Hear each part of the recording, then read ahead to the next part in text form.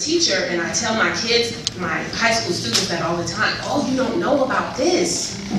Think about this, because it still affects me. So when I saw that happen to Oscar Grant, ding, ding, ding, all the memories went back to the Atlanta child murders. When this happens with him, and yet the Atlanta child murders were so far away physically. It's in Atlanta. We were here in Oakland. But, and I'm not going to read that piece to you, but there's a piece in here that talks about how I was affected here by that. And one thing that I remember is that when the so-called murderer was caught, somebody on the schoolyard told me, you can change the way you wear your ribbon because they caught the murderer. And I ran home and I told my grandmother, because a lot of rules had been put in place then. Couldn't go certain places, certain distances, because there were other kidnappings happening here for just people in general.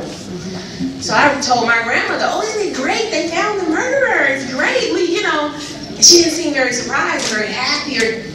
And so it's just my perspective as a child, like, that's so interesting that she didn't seem moved. None of the adults around me seemed to celebrate or anything. And then as an adult, I reflected and said, oh, my grandmother had seen the murder of Emmett Till. She had seen the murders of Mark Clark and Fred Hampton, Malcolm X, Martin Luther King, the Tuskegee syphilis experiments, the sterilization of black women. She'd seen so many other things that were unresolved, or they claimed to have found the perpetrators and didn't find them. So for her, it wasn't necessarily anything to celebrate, because it was like, I don't know if this is truly the end of the story, And then recently I saw a documentary where it had been brought out that there was still a case building that the one they called was not the guy. Right, that children were still being murdered.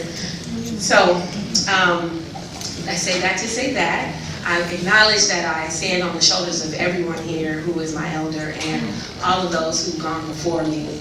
And the name that I did choose for myself, I feel represents what I know about Cynthia Smallwood. So in Kemet, Mauricia means beloved one with insight. And I've been told a lot about her, and that it sounds like that represents us well.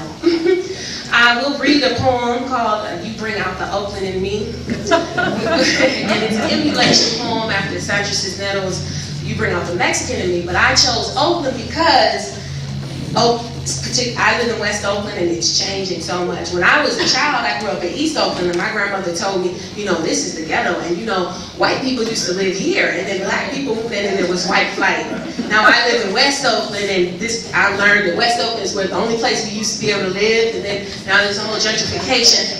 And I saw a magazine called Oakland. I hadn't taken a look. I just skimmed through it. I was like, oh gosh, I need to document what Oakland was for me before somebody else comes in and says, this is the face of Oakland, and nobody remembers that this was the face of Oakland, that the Panthers were the face of Oakland. Nobody remembers. So I just want to do my part as Panther Cub to make sure they know. So you bring out the Oakland in me. And it's a love poem. It's many things on many levels, and you'll see.